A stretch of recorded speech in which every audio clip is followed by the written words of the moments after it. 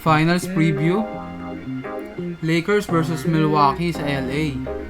Debut game ni Lillard, LA big man gumawa ng ingay. Debut game ni Dame para sa Bucks kontra sa LeBron-less Lakers. Ganadong-ganado si Giannis kahit na preseason at no-bearing game pa ang larong ito. Namanong poster nga ang ginawa agad kontra kana Christian Wood at AD. Butataan naman sa kabilang banda ng court si Rui Hachimura kay Greek Freak.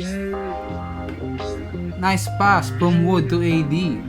Maagang lamang para sa Lakers, 17-9. Sumagot naman si D'Lo sa kabila with his fadeaway jumper.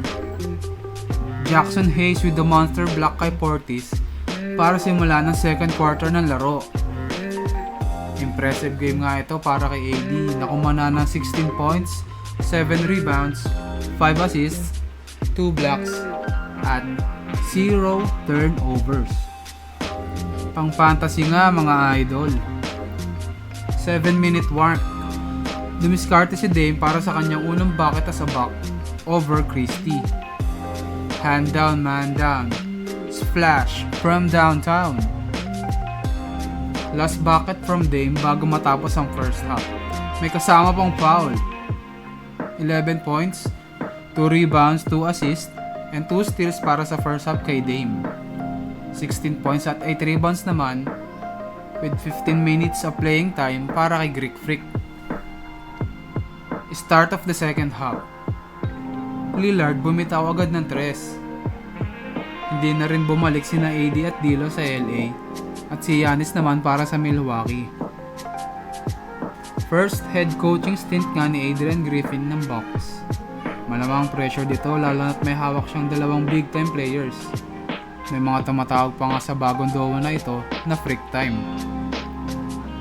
Under 5-minute mark ng third quarter, 8-point league para sa Bucks at pinaupo na si Lillard na mayroong 14 points, 2 rebounds, 3 assists with 22 minutes of playing time.